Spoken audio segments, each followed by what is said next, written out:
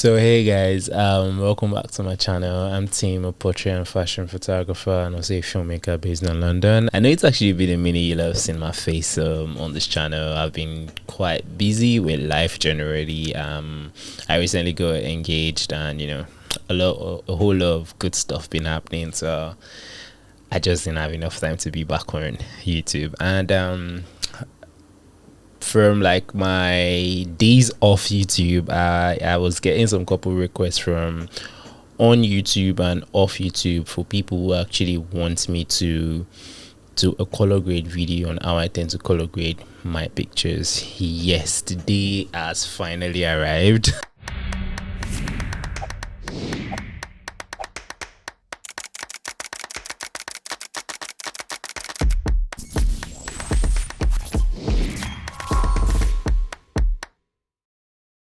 I have different ways I tend to color grade my photos. That's one thing you guys should know. In the first place is I color grade my photos according to the mood and the vibe I'm going for. So I'm not that kind of person where you tend to look at my photos and you see every photo is looking the same. I know as people say, you're meant to create a look for yourself, or should I say a niche in which people are meant to see your photos and be able to like say, oh, this is your photos, like this is Tim's photo. But I get that and I rate that, but at the same time I don't like when I see things looking the same all the time. So there are some days I could decide to color grade my photos having a warm feel. There are some days I just want to have that cold feel. I feel color grade is more of an expression of self.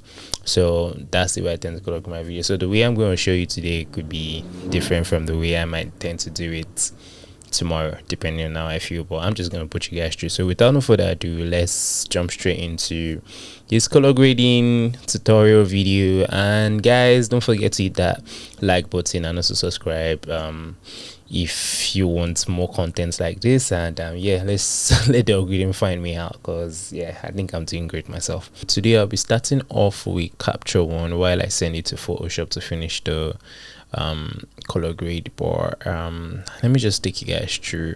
So I've currently opened in this particular image right here. I could decide to just go to my custom style, which I have right here, because sorry, I have two computers, so I don't have a lot of custom styles saved here. On the second one I have quite a lot on my laptop. So on my desktop right here I have this one. I could decide to, you can see that guys, if I decide to just drop this particular Asema custom preset, if you guys will call it preset, you guys can see how the image actually looks like. And at the same time, let me see if I can show you guys the before and the after. This is the before of the image right here. Here's the after. Before, after, you can see how dark our skin tone is looking. Let me show you guys again the before and after. So you can see this is the before and here's the after. Before, after. Cool guys. And this current picture was shot with, but I'm going to undo this because that's not why we're here. We're here to see how I tend to do my edits. So these images were shot with the Sony A7 IV, and also I think this was the Tamron 28 to 75 mm at f4. It's a shot in the studio, ISO 125, and the shutter speed of 200. And yeah, let's make use of this particular photo. So the first thing first, what I tend to do after I import my photos into capture one, I tend to go all the way down to the color tab. Your capture one might look different from this because I might have rearranged my own capture one. So I tend to go to like my color tab and I go down to the base characteristics. And why doing the base characteristics is I decided to change my Sony profile because I shoot raw. I have the ability to be able to change my profile, so I decided to change my Sony profile from Sony profile to, I tend to go down to I'll go to show all, then I'm going to go down to Canon. Yeah, I know, right? A Sony shooter changing his profile to Canon. Well, anyways, that's how I do it. So I tend to go down to Canon and I look for Canon EOS R5 C. And once I go down to Canon EOS R5C, then I decide to change my color profile from pro standard or to generic actually. So once I click on the generic, let me show you guys the before and after of just doing that only. Look at that, guys. I'm gonna zoom in again. I don't know if YouTube compression will make this very obvious, but look at the skin tone with the Sony and look at this with the Canon. You can see I think there's much more magenta red tone in the skin right now. And yeah, I tend to do this is literally the first thing I tend to do anytime I import my photos into Capture One. So once I've changed the base characteristics, the ICC profile of my picture, then I'm going to go down to, you know, adjust my photos the way I want my photos to be. If I want to increase the exposure, yeah, I could do that. If I want to maybe reduce the contrast, then at the same time increase the shadows. I don't know if I want to crush the blacks right here. I could just increase the blacks a bit, then increase my whites, and maybe increase my highlights. Then after I've done this right here, many a times I don't really touch this clarity slider, but anyhow you feel like you could decide to touch the clarity slider. So at this point right now, this is the first step for me. Like, this is the first step to doing anything I want to do. So once I have done this basic adjustment and changing the profile, let me show you guys the before. This is the before, and here's the after. This is the before, and here's the after. So we're looking good already. If that makes sense, like we're looking good already. And at the same time though, one thing I'm going to mention is before you start any color grade, really, it's more like you're a painter. If the wall isn't white or neutral for you to now start painting on, you won't actually get the exact type of color you're aiming at. It's going to either be too dark, too light, or the color will shift. So it's cause I know I shot this in a white balance in my studio that I am used to shooting in the studio, but that's just bringing me down to the point that you need to actually be able to like adjust your white balance. It's very important, because if your white balance is like looking where it's meant to look, like where your white balance is your base for your color grade. So fix your white balance before you start any color grade. So at this point right here, excuse me, I think the image looks quite warm, which I like, but I could decide to just tone it down a little bit, just so it comes a little bit cold. And yeah, I think I like this right about here.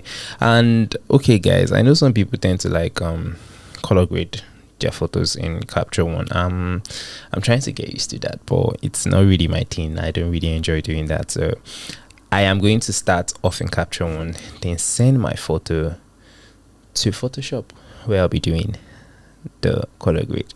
So I'm gonna send this photo to Photoshop right now.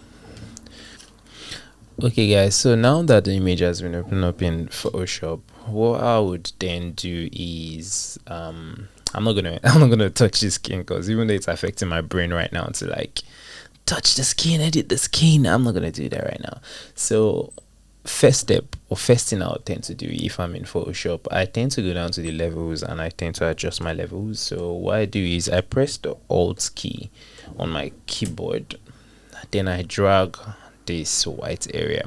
When you drag this, when you start seeing colors pop, it means your image is already going overexposed, so it's getting blown out. So I drag it to a point where I do not see the colors, or even if I see the colors, it's not in places that I'm really like affected by. So I can see the colors showing on our nails. That means they're getting blown out. So I could do it that way, and if I feel like, oh, it's a place that is going to be affecting me, I could decide to max it and clean it off. So I've just dragged the levels from the highlight side or the white side, and I could decide to still come down to the negative, the black side, and drag it also. But in this current point in time, I'm not really going to drag the blacks, because like I said, there is no one right way to you doing your color grade. It is more about few, as every image is different really. So I might just leave the blacks for now. So let me show you the before and after of just dragging the levels. Boom, boom. So it made the image look a little bit brighter. Then the next thing I do, guys, is I come down to my curves. Yes, I'm saying this patiently and calmly because guys, to be honest with you, one other assignment I'm going to give you guys before you can do this color grade thing, or how I tend to do my color grade thing, is you need to know primary colors and secondary colors really. So why I tend to say that is, and you don't even really need to know, because primary colors are RYB, which is red, yellow, blue. Photoshop has made it easy for you to be able to know what is the negative of another color. So my color grades always 90% of the time is always done in the curves layer. So right now that I've opened the curves, let's jump straight to it. I think this video is gonna be very long. So I'm gonna come down to the curves. As you guys can see right here, I could decide to make it a little bit contrasty, because I remember I subtracted the contrast from the capture one. So I'm going to like bring down the shadow, bring up the thing, more like draw a normal S curve, and you can see how contrasty our image is looking like right now. So boom, boom. Yeah, so I'm gonna keep it at that for now. Then the next thing I tend to do is I go down to like my red channel. So the opposite of red is cyan, the opposite of green is magenta, and the opposite of blue is yellow. Yeah, cool. So I'm gonna go down to the reds. Then I can see in this image already, like I was saying, it's all a feeling. I could see in this image already that it looks red, magenta-ish. It looks red already. I don't want to add extra red, neither do I even really want to add cyan to it, or like reduce. The only thing I could do really is maybe I want to reduce the red. And guys, what you also need to bear in mind is in these curves here, for you to understand curves is quite easy, because curves really truly has the highlights, the mid-tone, and the shadows. So the highlight right here, which is the top bit, the mid-tone, which is as name midpoint, mid-tone, this is the shadow, this is the blacks, which is the black of the black, this is the white. It is that easy. It's literally white, highlight, mid-tone, shadow, blacks, literally. So they've broken everything down for you. It is for you to now say, okay, yo, I can see in a mid-tone, in the subject skin, which skins always fall in the mid-tone, she's looking a little bit like too red. What do I want to do? Do I want to add a little bit of cyan to it to like reduce my red or something? So I could decide to go to my reds, add a little bit of cyan, which is subtract red, and you can see our skin already went a little bit darker and not red. He looks close to how my images look like.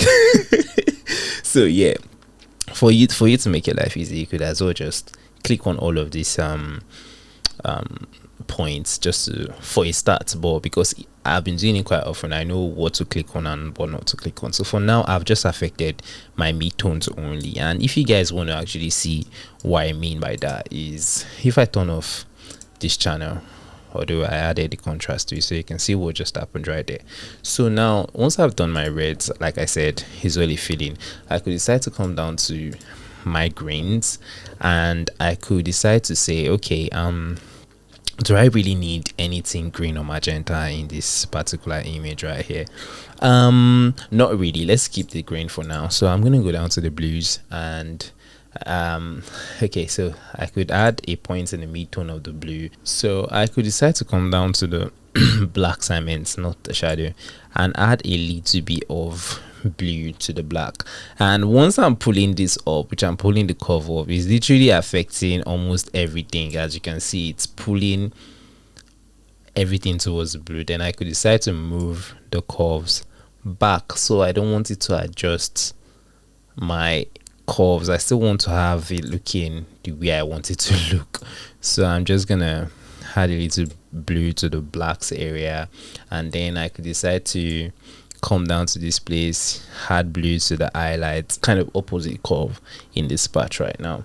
So I could come down also now to my greens and say, okay, I want to add a little bit of greens. I don't know. I tend to like greens. I know not a lot of people actually like greens, but I decided to add a little bit of green, just a tad bit of green. But then in my highlights, I could decide to add a little bit more green. Then in my shadow area, I could decide to add a little, maybe like, let's say, some magenta-ish to it. So it's just minute changes really I tend to like do. So if I'm to go, I could say before, after, before, after. Right now looking at it, I think there's a lot of greens in the highlight, so I could decide to come and bring down the green from the highlight. And okay, so if we were to check the before and after right now, before, after, before, after, the reason why you're still saying you could be able to see this maybe like a little bit of green patch right here is cause I started by color grading and I haven't blended my subject skin, neither have I edited the subject skin at all. So that's the reason why this could be looking this way. But once I've actually edited the images and applied the same kind of color grading style, I'm good.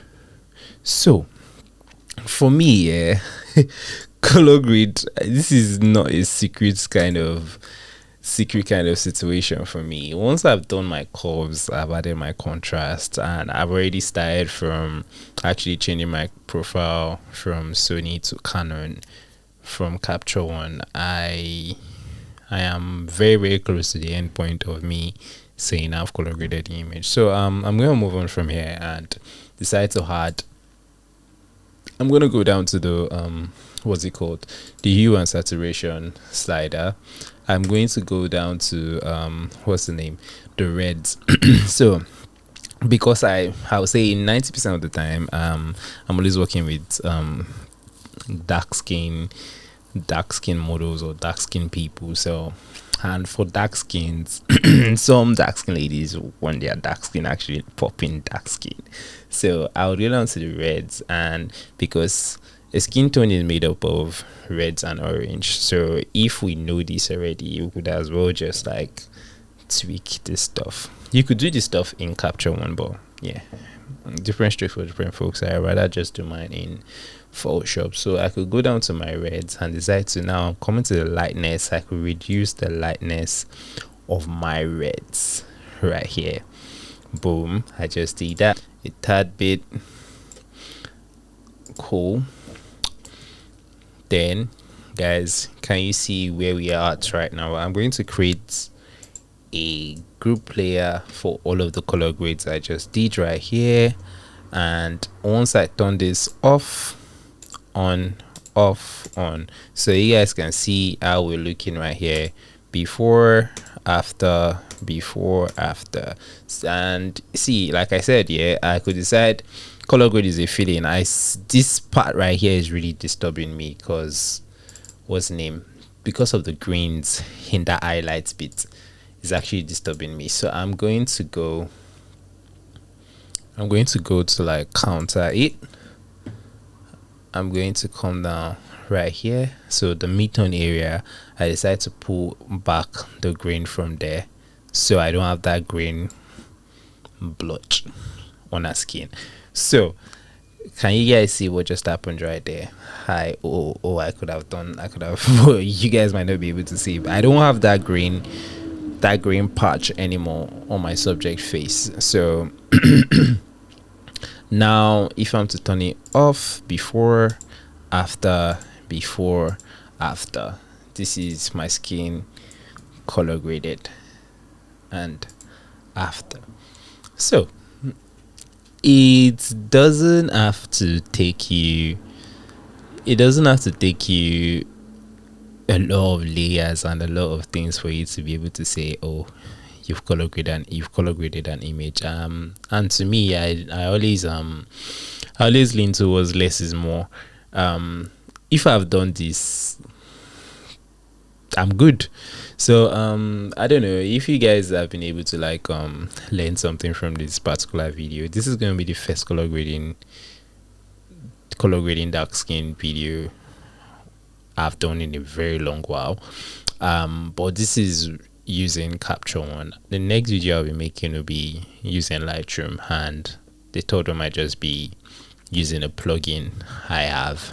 So let's just call this the end of this particular video, and I hope you've been able to learn something. If you have, don't forget to click the thumbs up and also hit the subscribe button if it's your first time coming to this channel, and I'll be seeing you on the next video. Bye guys.